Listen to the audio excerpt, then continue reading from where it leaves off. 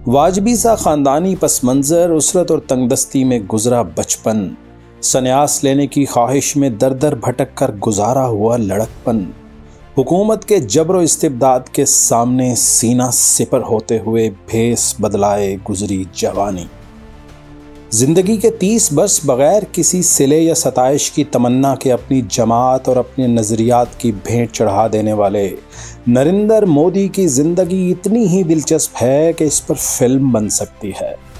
तो आए आज हम जहानुमा में देखते हैं नरेंद्र दामोदर दास मोदी की ज़िंदगी का अक्स, जो करोड़ों लोगों के हीरो हैं तो करोड़ों लोगों के विलन। अरे हम तो फकीर आदमी हैं, झोला लेके चल पड़ेंगे जी। नरेंद्र दामोदर दास मोदी 17 सितंबर 1950 को मौजूदा गुजरात के कस्बे वडनगर में पैदा हुए। इनका ताल्लुक एक पसमानदा गुजराती हिंदू खानदान से था। इनके वालिद दामोदर दास मलचंद मोदी एक कम तालीम याफ्ता मेहनत कश थे, जो रेलवे स्टेशन के करीब चाय का स्टॉल लगाकर अपने खानदान की गुजर बसर का इंतज़ाम करते थे, जबकि इनकी वालिदा हीराबन मोदी एक सादा सी घरेलू खातून थीं, जिन्होंने तंगदस्ती में अपने बच्चों की परवरिश और तरबियत में अपने शौहर का खूब साथ निभाया। अपनी गुर्बत के बावजूद दामोदर दास मोदी ने अपने 6 बच्चों की परवरिश और तालीम और तरबियत के लिए हर मुमकिन कोशिश की। नरेंद्र मोदी के 4 भाई और 1 बहन हैं। मोदी बहन भाइयों में तीसरे नंबर पर थे। उन्होंने तालीम के साथ साथ चाय के स्टॉल पर भी अपने वालिद का खूब हाथ बटाया। इस दौर में इनके बहुत से दोस्त थे, जिनमें कई एक मुसलमान भी थे। सिर्फ 8 बरस की उम्र में मोदी का राष्ट्रीय सेवक सिंह से तारुफ हुआ और वो इस कम उम्री ही में इसके मकामी शाख या ट्रेनिंग सेशंस में हिस्सा लेने लगे। मोदी ने प्राइमरी तक तालीम वडनगर कुमार शाला स्कूल नंबर 1 में हासिल की, जिसे अब गुजरात स्टेट ने मॉडल स्कूल का दर्जा दे दिया है। इसके बाद वो करीबी हायर सेकेंडरी स्कूल में दाखिल हुए, जहां से 1967 में उन्होंने हायर सेकेंडरी स्कूल या 12वीं का इम्तिहान पास किया।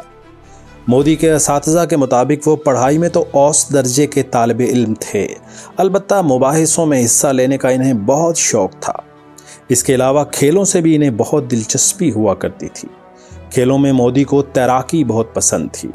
स्कूल के ज़माने ही में इनकी मुलाकात RSS के मशहूर रहनुमा लक्ष्मण राव इनामदार से हुई थी, जिन्होंने मोदी जी की लगन देखते हुए इन्हें बाल स्वयं सेवक या यूं कह लें कि RSS के जूनियर कैडेट का ओहदा दे दिया। इनामदार की मोदी जी की ज़िंदगी में बहुत अहमियत है, इसका जिक्र आगे चलकर आएगा। इससे अगले ही बरस यानी जब मोदी 18 बरस के हुए तो ख़ानदानी रसूमात के मुताबिक उनकी शादी कर दी गई। यशोदाबन इस वक्त 17 बरस की थीं। मोदी इस शादी के हक में नहीं थे। वो दरअसल नामवर हिंदू फ़लसफ़ी और मजहबी शख्सियत आजहानी स्वामी विवेकानंद से बहुत ज़्यादा मुतासिर थे और अपनी ज़िंदगी इन्हीं की तर्ज पर गुजारना चाहते थे। शादी के कुछ ही दिनों बाद मोदी घर से स्वामी विवेकानंद की तरह यात्रा पर निकल खड़े हुए। इनके घर वालों ने इन्हें बहुत समझाने की कोशिश की, मगर इनकी जिद देखते हुए मान गए।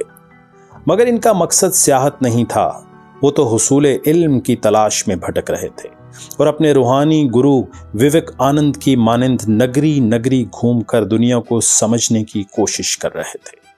लेकिन इस सफ़र से हमें नरेंद्र मोदी के इरादे की पुख्तगी और इनके बुलंद अज़ाइम का ज़रूर पता चलता है। एक छोटे से कस्बे के गरीब से घराने का 18 साला नौजवान 2 साल शुमाली और शुमाल मगरबी हिंद में शहरों शहरों भटकता रहा। इस अरसे में उन्होंने शायद गुज़र औकात के लिए कहीं मजदूरी भी की हो, कहीं लिफ्ट लेकर सफ़र भी किया हो, कई रातें शायद वीरानों में गुजारी हों, मगर हुसूल इल्म के शौक़ की खातर उन्होंने किसी रुकावट की परवाह नहीं की। हम तसव्वुर कर सकते हैं कि अपने रूहानी मुर्शद के कायम करदा 3 अजीम दरसगाहों में दाखिला ना मिलने पर मोदी जी को किस कदर मायूसी हुई होगी, मगर इस वक्त इन्हें यह इल्म नहीं था कि कुदरत उनसे कुछ और काम लेना चाहती थी, जो सन्यासी बनने से कहीं ज़्यादा बड़ा और अहम था। 2 साल की इस यात्रा के बाद बिलाखिर 20 बरस की उम्र में नरेंद्र मोदी राजस्थान और दिल्ली से होते हुए गुजरात में अपने घर लौट आए। उनकी बखैरियत वापसी पर उनके घर गोया जश्न का समा था। उनकी वालदा ने ये सोच कर के शरीके हयात का साथ मुयस्सर आने पर शायद इनका मनमौजी बेटा घर में टिक कर बैठ जाए और बाकी भाइयों की तरह अपने शहर ही में कोई काम तलाश कर ले, उनकी अहलिया यानी जशोदाबन को घर बुला लिया। जशोदा बताती हैं कि मोदी जी जब इन्हें अपने सफ़र और इरादों से आगाह करते थे तो वो इन्हें बताती थीं कि वो भी उनके साथ जाना चाहती हैं। इस पर नरेंद्र मोदी इन्हें समझाते थे कि जशोदा को अपनी ज़िंदगी मोदी की खातिर बर्बाद करने की कोई ज़रूरत नहीं। इन्हें चाहिए कि वो अपनी तालीम पर तवज्जो दें और अपने पाँव पर खड़ी होने की कोशिश करें। जशोदा मोदी के मुताबिक उनकी इज़्दवाजी ज़िंदगी का मजमूई दौरानिया 3 माह था, जिसमें 1 माह शादी के बाद और 2 माह के लगभग मोदी के सफ़र से वापस लौटने के बाद वो इनके साथ रहीं। वो समझ चुकी थीं कि उनके शौहर की मंजिल इज़्दवाजी ज़िंदगी नहीं कुछ और है, इसलिए उन्होंने भी मोदी को इनके हाल पर छोड़ दिया। जशोदा साहिबा ने तालीम मुकम्मल करने के बाद एक सरकारी स्कूल में मुलाजमत कर ली, जहां से वो 2012 में रिटायर हुईं और अब 15-16 हज़ार माहाना पेंशन पर गुजर बसर करती हैं। मोदी जी ने अपनी वजारत आला और वजारत उज़्मा के दौरान दीगर अहले खाना की तरह इन्हें भी कोई माली मदद या फ़ायदा नहीं दिया, मगर जशोदा अब भी उनके ख़िलाफ़ एक लफ्ज़ सुनने को तैयार नहीं होती। मोदी के मुखालिफिन ने जशोदा मोदी की कहानी को मोदी जी के ख़िलाफ़ इस्तेमाल करने की बड़ी कोशिश की, मगर उन्होंने कभी अपने 3 माह के शौहर के बारे में एक मनफी लफ्ज़ मुँह से नहीं निकाला। 2 माह घर में क़याम के बाद मोदी जी एक मर्तबा फिर सफ़र पे निकल खड़े हुए, मगर इस बार इनके घर वालों को ये इत्मीनान ज़रूर था कि वो ज़्यादा दूर नहीं जा रहे। मोदी अहमदाबाद चले आए, जहां उनके एक अंकल गुजरात की सरकारी बस सर्विस के दफ्तर में कैंटीन चलाते थे। मोदी वहां अपने चचा का हाथ बटाने लगे। यहाँ इनकी मुलाकात एक बार फिर अपने मुरब्बी इनामदार से हुई, जो अहमदाबाद में RSS के हेडक्वार्टर में काम करते थे। यहीं से उनकी बाकायदा सियासी सरगर्मियों का आगाज़ हुआ। 1971 में उन्होंने पहली मर्तबा दिल्ली में भूख हड़ताल में शिरकत की। इसका एहतमाम आजहानी अटल बिहारी वाजपेयी ने किया था। इस भूख हड़ताल का मकसद भारत सरकार से बांग्लादेश की आज़ादी की जंग में शरीक होने की इजाज़त लेना था, जबकि आजहानी इंदिरा गांधी की हुकूमत यूं खुल्लम खुल्ला मुक्ति बाहिनी की हमायत नहीं करना चाहती थी, क्योंकि ऐसा करना पाकिस्तान में बराह रास्त मदाखलत समझा जाता। मगर बिल आखिर भारतीय अफवाज को मुक्ति बाहिनी की मदद के लिए मशरकी पाकिस्तान या बांग्लादेश जाना ही पड़ा। बाकी अब तारीख का हिस्सा है। मोदी जी को इस भूख हड़ताल में शिरकत पर कुछ दिन तहाड़ जेल भी गुजारना पड़े। 1971 की जंग के बाद मोदी जी ने अपने अंकल की कैंटीन पे काम छोड़ दिया।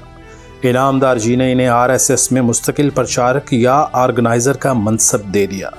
शायद मोदी के 2014 तक अपनी शादी का एतराफ़ ना करने की एक वजह ये मनसब भी था, क्योंकि 1971 में सिर्फ गैर शादीशुदा सेवकों को ही प्रचारक का ओहदा दिया जाता था।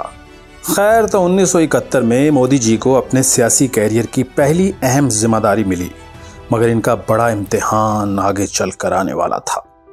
1975 में आजहानी इंदिरा गांधी ने मुल्क में एमरजेंसी नाफिज कर दी, जो 1977 तक जारी रही। इसे बहुत हवालों से भारत की रोशन जमहूरी तारीख का एक स्याह बाब तस्वुर किया जाता है। इंदिरा गांधी ने एमरजेंसी को अपने मुखालिफिन को दबाने और अपोजिशन जमातों पर पाबंदी लगाने के लिए इस्तेमाल किया। RSS ने एमरजेंसी की मुखालफत के लिए गुजरात में गुजरात लोक संघर्ष समिति बनाई। नरेंद्र मोदी जिसके जनरल सेक्रेटरी मुकर्रर हुए। इसके कुछ ही दिन बाद RSS को भी कालादम करार दे दिया गया। RSS के बहुत से रहनुमा गिरफ्तार और कई एक रूपोश हो गए। खुद मोदी जी को भी गिरफ्तारी से बचने के लिए अंडरग्राउंड होना पड़ा। एमरजेंसी के खिलाफ लिटरेचर की इशाअत और तकसीम के लिए इन्हें मंजर आम पर आना ही पड़ा। ऐसे मौके पर वो कभी साधु तो कभी सिख का भेष रचाकर पुलिस से बच जाया करते थे। अपने वालिद के साथ रेलवे स्टेशन के टी स्टॉल पर काम करने का इन्हें ये फ़ायदा हुआ कि वो तमाम मकामी ट्रेनों की आमदोरफ्त और इनके रास्ते में आने वाले छोटे बड़े स्टेशन से वाकिफ़ थे। उन्होंने हुकूमत और एमरजेंसी मुखालिफ लिटरेचर की तकसीम के लिए रेलवे नेटवर्क इस्तेमाल करना शुरू किया। इनके साथी और हमदर्द ये लिटरेचर लेकर ट्रेन में सफ़र करते और रास्ते में मुख्तलिफ छोटे स्टेशंस पर आरएसएस के कारकुनान के हवाले कर दिया करते थे। ये नेटवर्क इतना मुअस्सर साबित हुआ कि इनका शाया करदा लिटरेचर दिल्ली तक पहुंच जाया करता था, मगर पुलिस कभी इसका सुराग न लगा पाई। इसी दौर में मोदी जी ने मुख्तलिफ मफरूर सियासी रहनुमाओं के लिए सेफ हाउसेज या महफूज पनाह गाहें भी तलाश की। वो ज़्यादा अरसा किसी रहनुमा को एक जगह नहीं रखते थे और इन्हें मुख्तलिफ मकामात पर मुंतकिल करते रहते थे। इस तरह इन सख्त आजमाइश के दिनों में मोदी जी न सिर्फ खुद महफूज रहे, बल्कि उन्होंने बहुत से अपोजिशन रहनुमाओं को भी महफूज रखा। इन दिनों की जिद्दोजहद और सख्तियों के बारे में नरेंद्र मोदी ने गुजराती ज़बान में एक किताब भी लिखी, जिसे एमरजेंसी के दिनों के गुजरात पर एक अहम दस्तावेज़ माना जाता है। 1978 में मोदी जी की इन गरां कदर खिदमात के एतराफ़ में इन्हें आरएसएस का संभक प्रचारक या रीजनल ऑर्गेनाइज़र मुकर्रर कर दिया गया। इस अहम ओहदे पर रहते हुए उन्हें पूरी गुजरात स्टेट, बिलखसूस सूरत और वडोदरा, जो उस वक्त बड़ौदा कहलाता था, में मुख्तलिफ जिम्मेदारियां अंजाम देना होती थीं। इन मसरूफियात के होते हुए भी उन्होंने दिल्ली यूनिवर्सिटी के लॉन्ग डिस्टेंस लर्निंग प्रोग्राम के ज़रिए 1978 ही में बीए की डिग्री हासिल की। 1989 में आरएसएस ने मोदी जी को दिल्ली में तैनात कर दिया। यहाँ उन्होंने मुल्क भर में एमरजेंसी के दौरान आरएसएस के किरदार और खिदमात पर तहकीक की और इस तहकीक को शाया भी किया। कुछ अरसे बाद उन्हें गुजरात वापस बुला लिया गया और 1985 में आरएसएस ने उनकी खिदमात अपने सियासी विंग यानी बीजेपी को सौंप दी। 1987 में मोदी ने गुजरात के बल्दियाती इंतखाबात में बीजेपी की सियासी मुहिम की क़यादत की और बीजेपी उनकी प्लानिंग और कोशिशों की बदौलत बाआसानी वो इंतखाबात जीत गई। 1987 में बीजेपी के सरबराह एल.के. एडवाणी ने इन्हें गुजरात में पार्टी का ऑर्गेनाइजिंग सेक्रेटरी मुकर्रर कर दिया। इसके 3 बरस बाद मोदी जी को बीजेपी की नेशनल इलेक्शन कमेटी का मेंबर मुकर्रर कर दिया गया, जो नहायत अहम ओहदा था। अपनी इस हैसियत में उन्होंने पहले 1990 में एडवाणी जी की राम रथ यात्रा और फिर 1991-92 में मुरली मनोहर जोशी की एकता यात्रा के चीफ ऑर्गेनाइजर का किरदार अंजाम दिया। एकता यात्रा का सफ़र श्रीनगर कश्मीर में तमाम हुआ। ये वो दौर था जब पूरे कश्मीर में अलहदगी पसंदों की तहरीक अरूज पर थी और मुजाहिदीन जगह जगह भारतीय फौज पर हमले करते थे। यात्रा को भी कई वार्निंग्स और धमकियां मिली, मगर मोदी ने इसे कश्मीर पहुंचाकर ही दम लिया। ताहम 1992 में इन्हें सियासत से कुछ वक्त के लिए किनारा कशी इख्तियार करना पड़ी। ये वो वक्त था जब गुजरात की बीजेपी में शंकर सिन्हा वगैरह का किरदार बहुत बढ़ गया था। मोदी इन्हें पसंद नहीं करते थे और समझते थे कि वो जमात के साथ मुखलिस नहीं हैं।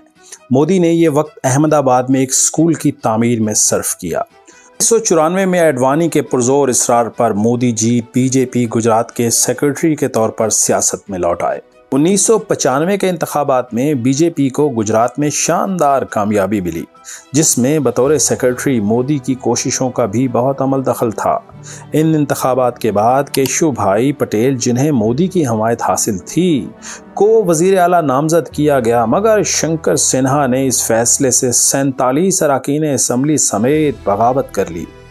एक समझौते के नतीजे में शंकर को वज़ीर आला बना दिया गया और इनकी शर्त के तहत मोदी को गुजरात से बेदखल कर दिया गया।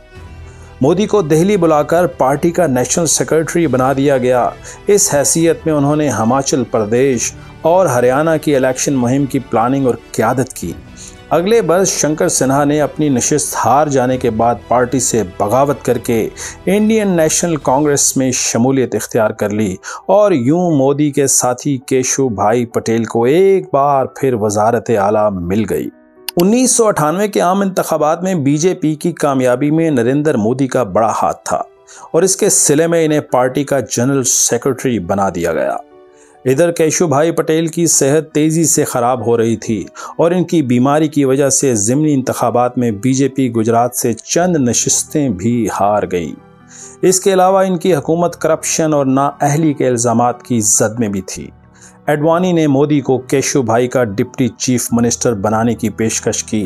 तहां मोदी ने अटल बिहारी वाजपेयी और एडवाणी को साफ बता दिया कि वो या तो मुकम्मल जिम्मेदारियां लेंगे और या बिल्कुल नहीं लेंगे। आखिरकार 3 अक्टूबर 2001 को नरेंद्र मोदी पहली मर्तबा गुजरात के वजीर आला बन गए। अब इनको 2002 के इंतखाबात में गुजरात से बीजेपी की जीत का हदफ दिया गया था। 1971 में आरएसएस के प्रचारक की हैसियत से अपने कैरियर का आगाज करने वाले नरेंद्र मोदी 30 बरस की मुसलसल मेहनत, पार्टी से वफादारी और बेगर्ज कोशिशों के नतीजे में बिलाखिर अपने सूबे के वजीर आला तो बन गए, मगर इस वक्त इन समेत कोई भी नहीं जानता था कि सिर्फ 1 साल बाद वो सानहा पेश आएगा जो सिर्फ मोदी के बेदाग और उजले सियासी कैरियर ही नहीं बल्कि सेकुलर आइन रखने वाले भारत की तारीख का भी बदनुमा दाग बन जाएगा। फरवरी 2002 में गुजरात से हज़ारों ज़ायरीन या कार सेवकों ने अयोध्या का सफ़र किया, जहां उन्होंने शहीद होने वाली बाबरी मस्जिद की जगह पर ज़ेरे तामीर मंदिर के अंदर अपनी बाज़ मजहबी रसूमात अदा की, जिन्हें हिंदू धर्म में पूर्णाहुति महायुगन कहा जाता है। इन रसूमात के ख़ात्मे पर ये लोग सबरूती एक्सप्रेस पर सवार हुए जो इन्हें लेकर अहमदाबाद आ रही थी। गोधरा का स्टेशन इसके रास्ते में पड़ता था। गोधरा मुस्लिम अक्सरियती कस्बा है, जहां की 51% से कुछ ज़ायद आबादी का मज़हब इस्लाम है। इनमें अक्सरियत गांजी नस्ल मुसलमानों की है, जिनमें से कुछ कराची पाकिस्तान में भी आबाद हैं। गोधरा मजहबी फसादात के लिए पहले ही से बदनाम था। पुलिस ने इलाके की हसासियत के बावजूद कुछ ज़्यादा हिफाजती इक़दामात नहीं कर रखे थे। सबरूती एक्सप्रेस जब स्टेशन से निकलने लगी तो एमरजेंसी ब्रेकें खींचकर कुछ लोगों ने इसे रोका और फिर कहा जाता है कि ट्रेन पर एक मुश्तइल हुजूम हमलावर हो गया। ट्रेन के अंदर से भी इसका जवाब दिया गया। इसी दौरान सबरूती एक्सप्रेस की 4 बोगियों को आग लग गई या लगा दी गई और बदकिस्मती से 59 अफराद, जिनमें 27 खवातीन और 10 बच्चे भी शामिल थे, इस आग में जलकर राख हो गए। 48 अफराद शदीद जख्मी भी हुए। ये आग क्यों लगी और किसने लगाई, इस पर अभी तक भारत में भी इत्तफाक़े राय नहीं है। ऐसे कोई वाज़े और नाकाबिले तरदीद सबूत किसी को नहीं मिले कि यह आग मुसलमानों ने लगाई हो। ताहम मुस्लिम मुखालिफ बयानियाँ बनाने के लिए इस अलमनाक वाक़े को बेदर्दी से इस्तेमाल किया गया। इस दिल दहला देने वाले वाक़े के बाद विश्व हिंदू परिषद ने रियासत भर में हड़ताल की कॉल दे दी। अगरचे इस तरह की स्ट्राइक कॉल्स पर भारतीय सुप्रीम कोर्ट ने पाबंदी लगा रखी थी और उमूमी तौर पर सबके इल्म में था कि इस किस्म की हड़तालें दरअसल तशद्दुद की कॉल होती हैं। इसके बावजूद मोदी हुकूमत ने इसे रोकने के लिए कोई इक़दामात नहीं उठाए और यही नहीं, तशद्दुद की पहली लहर में रियासत और कानून नाफिज करने वाले इदारे खामोश तमाशाई बने रहे। मोदी ने अपने पहले बयान में वाक़े की पूरी जिम्मेदारी गोधरा में मुसलमानों पर आयद कर दी। अपने अगले बयान में उन्होंने इसे फ़िरका वाराना फसादात की बजाय दहशतगर्दी करार दे दिया। मकामी अखबारात और बीजेपी के अरकान असम्बली ने इस वाक़े को मुसलमानों के ख़िलाफ़ नफ़रत की आग भड़काने के लिए खूब इस्तेमाल किया, जिसका नतीजा मज़ीद इश्तियाल की सूरत में निकला। बीजेपी और विश्व हिंदू परिषद के साथ वाबस्तगी रखने वाले बहुत से रहनुमाओं और कई अखबारात ने बग़ैर किसी सबूत के इसका इल्ज़ाम पाकिस्तानी एजेंसी ISI पर लगाया और कहा गया कि मकामी मुसलमान पाकिस्तान के हाथों इस्तेमाल हुए हैं। हिंदू अक्सरियती आबादी को मज़ीद मुश्तइल करने के लिए ये बेसरोपा इल्ज़ामात भी लगाए गए कि गोधरा में मुसलमानों ने बहुत सी हिंदू ख़वातीन को अगवा करके ज़्यादती का निशाना बनाया है। गोधरा वाक़े के अगले रोज़ से फूट पड़ने वाले फ़िरका वाराना फसादात में मुसलमानों के घरों पर एक मुनज़्ज़म मनसूबाबंदी के तहत हमले किए गए। हमलावरों के पास सरकारी लैंड रिकॉर्ड्स थे, जिनसे मुसलमानों के घरों और आबादियों की निशानदही की गई। एक ही मोहल्ले में मुसलमानों के तमाम घर जला दिए गए, जबकि वहीं पर हिंदू आबादी के घरों पर आंच तक न आई। इस दौरान पुलिस को बुलाने की तमाम कोशिशें नाकाम साबित हुईं। पुलिस की जानिब से बहुत से कॉल करने वालों को बताया गया कि हमें आपको बचाने के ऑर्डर्स नहीं मिले। बाज़ जगहों पर ऐसे वाक़यात भी पेश आए कि मुसलमानों ने अपना दिफा का हक इस्तेमाल करने की कोशिश की तो पुलिस ने इन पर सीधी फायरिंग की। अलबत्ता रात होने तक 27 शहरों और कस्बों में कर्फ्यू लगा दिया गया। अगले रोज़ मोदी ने अपने बयान में कहा कि तशद्दुद की बड़ी लहर ख़त्म हो चुकी है। अलबत्ता ज़रूरत पड़ी तो पुलिस के साथ फ़ौज भी फसादात पर काबू पाने के लिए तैनात की जा सकती है। लेकिन गुजरात हुकूमत ने फ़ौज की तैनाती को 1 मार्च तक मुअख्खर किए रखा। तब तक हंगामे खुद ही सर्द हो चुके थे।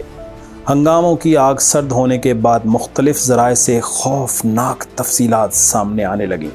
ये भी इल्म हुआ कि मुनज़्ज़म प्लानिंग का निशाना सिर्फ मुसलमान मर्द नहीं बल्कि खुसूसी तौर पर औरतों और बच्चों को बनाया गया था। 250 औरतों के साथ ज़्यादती की गई। मुसलमान बच्चों को ज़बरदस्ती पेट्रोल पिलाकर आग लगा दी गई। हामला ख़वातीन के पेट फाड़कर इनके बच्चे बाहर निकाले और माओं को दिखाए गए। अहमदाबाद के इलाके नरोदा पाटिया में विश्व हिंदू परिषद की झैली इंतहा पसंद तंजीम बजरंग दिल के जुनूनियों ने 96 अफराद को कत्ल किया, जिसमें से 47 खवातीन थीं। अक्सर के साथ ज़्यादती के शवाहिद भी मिले। 10-11 साल की बच्चियों तक को रेप करने के बाद बेदर्दी से आग लगाकर कत्ल कर दिया गया। ऐसा नहीं कि सब के सब हमले सिर्फ हिंदुओं ने ही किए हों। मुसलमानों की तरफ से भी इनके अक्सरियती इलाकों में रहने वाले हिंदुओं पर हमले हुए, मगर इनमें किसी औरत की इज्जत पर हाथ नहीं डाला गया। किसी बच्चे की लाश नहीं मिली, बल्कि फ्रंट लाइन की एक रिपोर्ट के मुताबिक 5 मार्च तक मिलने वाली 249 लाशों में से सिर्फ 30 हिंदुओं की थीं और इनमें से 13 पुलिस की फायरिंग से हलाक हुए थे, जबकि बाकी मुस्लिम आबादियों पर हमले के दौरान मुसलमानों की जवाबी कार्रवाई का निशाना बने थे। मजमूई तौर पर सरकारी ज़राए 1044 हलाकतों, 223 गुमशुदगियों और 2500 ज़ख्मियों की तस्दीक करते हैं, मगर गैर सरकारी ज़राए के मुताबिक हलाक शुदगान की तादाद 2000 के करीब थी, जिसमें 2/3 से भी ज़्यादा मुसलमान थे। ये सब होता रहा और मोदी सरकार तमाशा देखती रही। फसादात के बाद भी हिंदू फसादियों और विश्व हिंदू परिषद और ख़ुसूसन बजरंग दिल से वाबस्ता लोगों को बचाने की कोशिश की गई। गुजरात की हद तक सरकारी तहकीकात यूं की गईं कि गोधरा वाक़े की बराह रास्त ज़िम्मेदारी तो मुसलमानों की ठहरी, मगर फसादात में किसी ज़िम्मेदार का तयन नहीं किया जा सका। जिन लोगों को हंगामों के इल्ज़ामात पे बज़ाहिर गिरफ्तार भी किया गया, इनमें से बहुत सौ के या तो नाम वापस ले लिए गए या इनके खिलाफ शहादतें और गवाह ख़त्म कर दिए या खामोश कर दिए गए। मकामी अदलिया ने भी फसादियों को बचाने के लिए मोदी इंतज़ामिया का भरपूर साथ दिया। यहाँ तक कि भारतीय सुप्रीम कोर्ट को तमाम केसेस बम्बे हाई कोर्ट में मुंतकिल करना पड़े। ये जेल गए तो जेल में आप बताइए ना, छुड़वाया किसने? बताइए इनको कैसे छुड़वाया? हमको तो जेल से नरेंद्र भाई ने छुड़वाया। उन्होंने जज बदले और जज बदल के फिर नरेंद्र भाई ने सेटिंग की और नरेंद्र भाई ने हमको छुड़वाया, तो हम नहीं छूट सकते। हमने एक वीडियो वाला आया था, मीडिया वाला, उसको भी चला दिया। और तो और जब फसादात से मुतासरा अफराद को मुआवजे की अदायगी का मरहला आया तो मुसलमान मुतासरीन की कंपनसेशन या ज़र तलाफ़ी हिंदू मुतासरीन से आधी रखी गई, जिसे शदीद तनकीद के बाद बराबर किया गया। गोधरा सानेहा और इसके बतन से फूटने वाले एंटी मुस्लिम फसादात इतना बड़ा वाक़या हैं कि इन पर अलग से एक डॉक्यूमेंट्री बनाई जा सकती है। यहाँ हमारा मौजू नरेंद्र मोदी हैं, बतौर वज़ीर आला, जिन्हें किसी सूरत इन सैकड़ों हलाकतों, औरतों की बेहुरमती, बच्चों के बहीमाना कत्ल और सबसे बढ़कर फसादात में मुलव्विस अफराद से रियायत के इल्ज़ामात से बरी ज़िम्मा करार नहीं दिया जा सकता। ये हरगिज़ स्वामी विवेक आनंद की तालीमात नहीं थीं। गुजरात फसादात में मोदी जी का किरदार देखकर एहसास होता है कि विवेक आनंद जी के एक सादा और मुखलिस से पैरोकार को 3 दहाइयों की सियासत ने कितना बदल दिया। काश इन्हें रामा कृष्णा आश्रम में दाखिला मिल गया होता। शायद वहाँ से वो इंसान दोस्ती, रवादारी और मोहब्बत का सबक सीख कर निकलते। इस सानहे के बाद अमेरिका, बरतानिया और यूरोपीय यूनियन के कई ममालिक ने मोदी पर सफरी पाबंदियां आयद कर दी। इसके साथ ही उन्होंने रियासती हुकूमत के वफूद के आने पर भी पाबंदी लगा दी। मुसलमानों के कत्लेआम पर मोदी को ये अलामती सजा सुनाने का एजाज़ मसीही ममालिक के हिस्से में आया। पाकिस्तान समेत किसी मुस्लिम मुल्क ने इन पर कोई पाबंदी नहीं लगाई। फसादात के बाद मोदी के इस्तीफे का मुतालबा जोर पकड़ता चला गया। ताहम इन्हें इस बात का यकीन था कि इनके हिंदू सपोर्टर्स और मजमूई तौर पर बीजेपी की क़यादत इनके साथ है। चुनांचे अप्रैल 2002 में पार्टी की एग्जेक्टिव मीटिंग में उन्होंने अपना इस्तीफ़ा पेश कर दिया, जिसे तवक्को के ऐन मुताबिक मुस्तरद कर दिया गया। दिसंबर 2002 में गुजरात में होने वाले रियासती इंतखाबात में मोदी ने एंटी मुस्लिम बयानिए का खूब इस्तेमाल किया। प्रेस और इलेक्ट्रॉनिक मीडिया पर होने वाली तनकीद को उन्होंने गुजरात की इज्जत पर हमला करार दिया और यूं अक्सरियती आबादी के मजहबी और कौमी जज्बात को मुश्तइल करके उन्होंने 182 में से 127 नशिस्तें जीत लीं। लेकिन इसके सिर्फ 2 बरस बाद होने वाले भारत के आम इंतखाबात में बीजेपी को शिकस्त हुई। अटल बिहारी वाजपेयी ने गुजरात फसादात को इस शिकस्त की बड़ी वजह करार दिया और एतराफ़ किया कि मोदी का इस्तीफ़ा ना लिया जाना एक बड़ी गलती थी। अलबत्ता अपने दूसरे दौरे हुकूमत में मोदी ने हिंदुत्व की बजाय मुआशी तरक्की के नारे को अपना लिया। ये इनकी मुआशी इस्लाहात ही थीं जिनकी वजह से मोदी जी ने 2002 से 2014 में अपने वज़ीर आज़म का ओहदा संभालने तक गुजरात पर कामयाबी से राज किया। गुजरात का सबसे बड़ा मसला पानी की कमी था। केशव भाई पटेल और इनके बाद मोदी जी ने NGOs और देहाती तंजीमों की हौसला अफजाई की कि वो पानी के लिए छोटे छोटे डैम्स और नहरें तामीर करें। 2002 में मोदी जी ने आबी ज़खायर की तामीर और तरक्की का एक जामे प्रोग्राम पेश किया, जिस पर अमल करते हुए 2010 में गुजरात न सिर्फ आबी ज़रूरियात में खुद कफ़ील हो गया, बल्कि इसने अपनी ज़रूरत से ज़ायद पानी ज़ख़ीरा करने की सलाहियत भी हासिल कर ली। गुजरात की 112 में से 60 तहसीलों में 2004 तक पानी के ज़ेरे ज़मीन ज़खायर ख़तरनाक हद तक गिर चुके थे, मगर सिर्फ 8 साल के अरसे में पानी को दोबारा नॉर्मल सतह तक ले आया गया। पानी की किल्लत के साथ साथ गुजरात के हर गांव तक बिजली पहुंचाना भी एक बहुत बड़ा मंसूबा था, जो मोदी के दौर में मुकम्मल हुआ। इसके अलावा वो ज़राअत के लिए इस्तेमाल होने वाली बिजली का निज़ाम अलग करने से भी किसानों को बहुत ज़्यादा फ़ायदा हुआ। गुजरात में जेनेटिकली मॉडिफाइड कपास की काश्त में इंतहाई तेज़ी से इजाफा हुआ और 7 बरस तक मुसलसल गुजरात के ज़रूरी सेक्टर ने तकरीबन 10% सालाना की औसत से तरक्की की। मोदी का दूसरा सबसे बड़ा कारनामा गुजरात में मुल्क भर बल्कि दुनिया भर से सरमाया खींच कर लाना था। इसके लिए उन्होंने 2003 से हर साल वाइब्रेंट गुजरात समिट का इनेकाद करना शुरू किया। इस फोरम से सरमायाकारी को किस कदर फ़रोग़ हासिल हुआ, इसका अंदाज़ा इस बात से लगाया जा सकता है कि सिर्फ 2007 के समिट में रियल इस्टेट सेक्टर में $6 ट्रिलियन से ज़्यादा की सरमायाकारी के मुआहदे और MOUs साइन हुए। गुजरात कारोबार करने में आसानी के लिए इंडेक्स पर 2 बरस भारत में सबसे ऊपर रहा। इसी तरह मुआशी आज़ादी के इंडेक्स में भी गुजरात ने बाकी रियासतों को पीछे छोड़ दिया। मोदी के कायम करदा खुसूसी इक्तसादी जोन्स में भारत की बड़ी बड़ी कंपनियों ने सरमायाकारी की और पुरकशिश मराहत की वजह से भारत की दीगर रियासतों से अपने कारोबार गुजरात मुंतकिल करना शुरू कर दिए। अगरचे इस मुआशी तरक्की के असरात निचली तरीन सतह तक ना पहुँच पाए और गुजरात में उनकी हुकूमत के दौरान निचली ज़ात के हिंदुओं, मुसलमानों और देही आबादी की अक्सरियत को इस मुआशी तरक्की का कोई ख़ास फ़ायदा नहीं हुआ, मगर छोटे बड़े शहरों में रहने वाले मिडिल क्लास ने इन मौक़े से भरपूर इस्तिफ़ादा किया और गुजरात मॉडल को पूरे भारत के लिए मुआशी तरक्की की एक रोशन मिसाल के तौर पर पेश किया जाने लगा।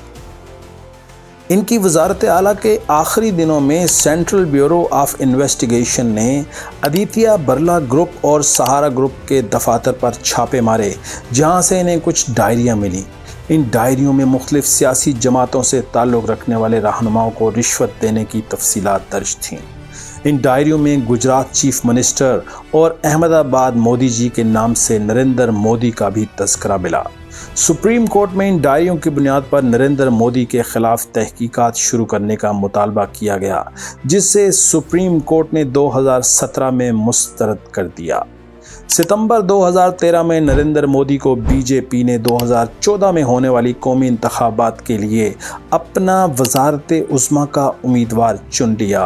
LK एडवाणी जैसे कई बड़े रहनुमाओं ने इस वक्त इनकी मुखालफत भी की, मगर बीजेपी के वोटर्स की एक बड़ी तादाद थी जो पूरे भारत को गुजरात की तरह तरक्की करते देखना चाहती थी। इन सब की अवलीन पसंद मोदी थे। 2014 के आम इंतखाबात को मोदी का रेफरेंडम भी कहा गया, क्योंकि इससे कबल बीजेपी की मुहिम इनफरादी शख्सियात के गिर्द नहीं घूमती थी, बल्कि पार्टी मंशूर और पॉलिसियों को ज़्यादा अहमियत दी जाती थी। अपनी इंतखाबी मुहिम के दौरान नरेंद्र मोदी ने कांग्रेस की हुकूमत के दौरान मंजर आम पर आने वाले करप्शन स्कैंडल्स को भरपूर तनकीद का निशाना बनाया, अपने साफ सुथरे इमेज को नुमाया किया और गुजरात की मुआशी तरक्की को अपने विजन और पॉलिसियों की कामयाबी की मिसाल बनाकर पेश किया। बड़ी बड़ी कॉरपोरेशंस ने मोदी की इंतखाबी मुहिम की भरपूर हिमायत की और इन्हें भारी माली मदद फराहम की। कहा जाता है कि मोदी की इस इलेक्शन कैंपेन पर 50 अरब डॉलर से ज़ायद अखराजात हुए। मीडिया का एक बड़ा हिस्सा भी अब मोदी का हमायती हो चुका था। अपनी इलेक्शन मुहिम को रवायती तरीके से चलाने के अलावा मोदी ने जदीद टेक्नोलॉजी का भरपूर इस्तेमाल किया। उन्होंने होलोग्राम्स के ज़रिए बैक वक्त कई रैलियों से खिताब किए, सोशल मीडिया का मौसर इस्तेमाल किया और नौजवान तबके की एक बड़ी तादाद को अपनी जानिब राग़िब करने में कामयाब रहे। इसके साथ साथ इनकी जमात के दीगर रहनुमाओं ने जहां ज़रूरत पड़ी हिंदुत्व का भी भरपूर इस्तेमाल किया। अक़लियतों और मुसलमानों के ख़िलाफ़ जज्बात भड़काने की ज़रूरत पड़ी तो इससे भी गुरेज नहीं किया। इस भरपूर मुहिम का बीजेपी को भरपूर सिला मिला।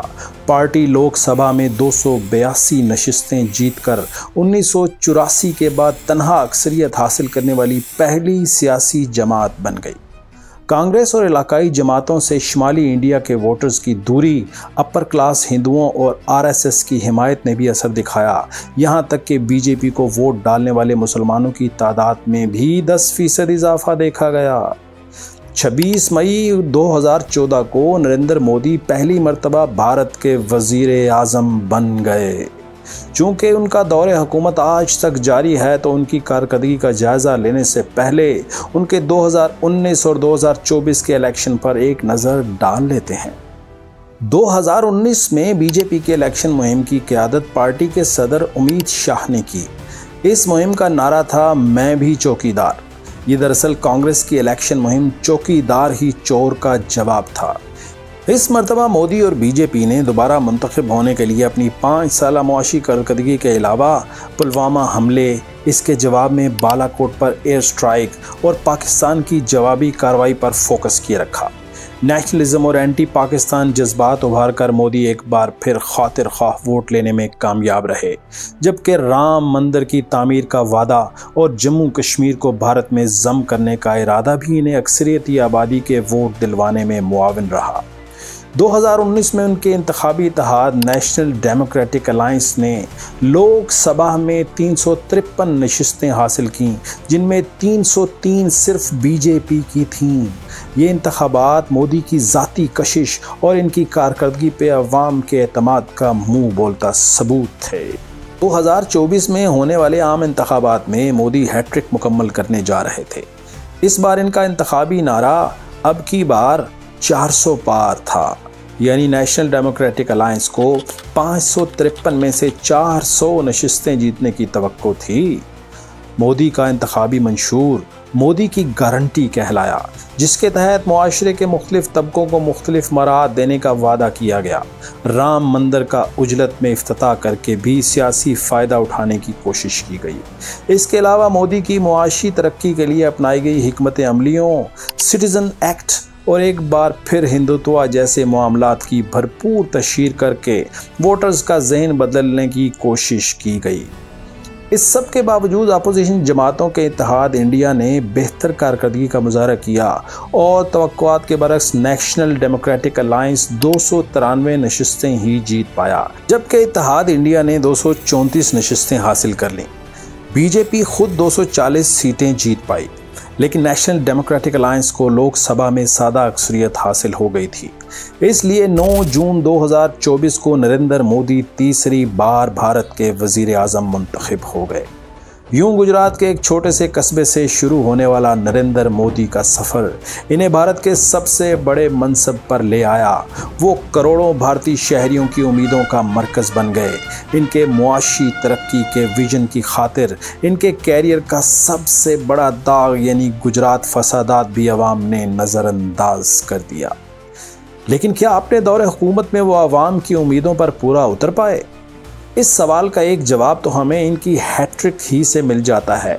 वो गांधी खानदान के बाहर भारत में सबसे ज़्यादा बरसर इक़्तिदार रहने वाले वज़ीर आज़म हैं और ऐसा अवाम के मैंडेट ही से मुमकिन हुआ है। मगर हम ये भी जानते हैं कि जनूबी एशियाई अवाम के मिजाज में जज्बातियत का गलबा है और वो पॉपुलरिज्म या नेशनलिज्म की रो में बहकर भी वोट कास्ट कर देते हैं। तो आए मोदी के 10.5 साला दौरे हुकूमत का एक मुख्तसर जायज़ा लेते हैं ताकि हमारे नाजरीन खुद नतीजा अखज़ कर सकें। अपने पहले 3 बरसों में मोदी ने 1300 से ज़ायद फरसूदा कवानीन ख़त्म किए, डिजिटल इंडिया प्रोग्राम शुरू किया जिसके तहत ई गवर्नेंस पूरे मुल्क में फ़ास्ट इंटरनेट की दस्तयाबी, देहात में इंटरनेट तक रसाई की सहूलियात की फराहमी और डिजिटल लिटरेसी जैसे प्रोजेक्ट्स शुरू किए गए और इनमें खातिर ख्वाह पेशरफ्त भी हुई। 2016 में उन्होंने देही आबादी तक LPG सिलेंडर्स की तरसील का मंसूबा शुरू किया। इससे न सिर्फ जंगलात का कटाव रोकने में मदद मिली बल्कि देही आबादी के तर्ज ज़िंदगी पर भी मुस्बत असरात पड़े। उन्होंने बरसरे इक़्तिदार आते ही ब्लैक मनी की तहकीकात के लिए एक कमेटी कायम की थी जिसकी सिफारिशात पर उन्होंने 2016 में 500 और 1000 रुपये के करेंसी नोट मनसूख कर दिए। इससे वक्ती तौर पर शदीद मुश्किलात पेश आईं, बैंकों के बाहर तवील कतारें लग गईं, स्टॉक मार्केट मंदी का शिकार हो गई, बहुत से लोग बेरोज़गार हुए। मगर अगले ही बरस टैक्स दहिंदगान की तादाद में 25% इजाफा हुआ। ये उनका बहुत दिलेराना फैसला था जिसकी इनकी स्पोर्ट बेस के अंदर भी मुखालफत पाई जाती थी, मगर उन्होंने जो बेहतर समझा वो करने से गुरेज नहीं किया। देहातों तक सड़कें और बिजली ले जाने के इनके मंसूबे के भी मुस्बत असरात मुरतब हुए। 2020 तक भारत के 99% देहात को बिजली पहुंचाई जा चुकी है। इसी तरह उनके देहातों में टॉयलेट तामीर करने के मंसूबे के भी मुस्बत असरात मुरतब हुए और अक़वाम मुत्तहिदा के एक ज़ैली इदारे की रिपोर्ट के मुताबिक 4 बरस के अरसे के दौरान डायरिया से होने वाली हलाकतों में 1,80,000 की कमी वाक़ई हुई। मोदी के 10 बरसों में भारत का GDP 100% से ज़ायद बढ़ा। इसी तरह फ़ीकस आमदनी में भी 2014 से 2022 के दरमियान 40% इजाफा हुआ।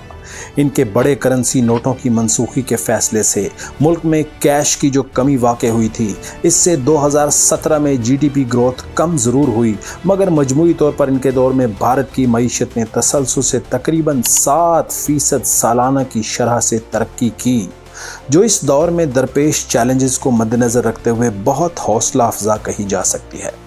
2024 में भारत की शरह तरक्की 6.4% रहने की तवक्को है, जो कि न सिर्फ चीन बल्कि दुनिया की किसी भी बड़ी मईशत से कहीं ज़्यादा है।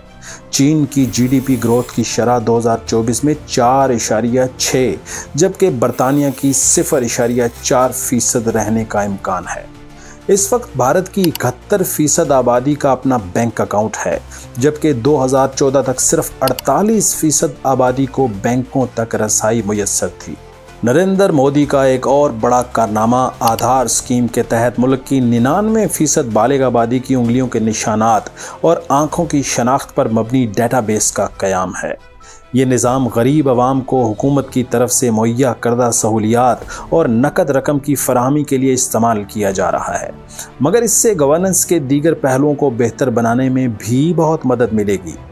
मोदी ने मेक इन इंडिया प्रोग्राम के तहत भारत में लार्ज स्केल मैन्युफैक्चरिंग को बढ़ाने की भरपूर कोशिश की।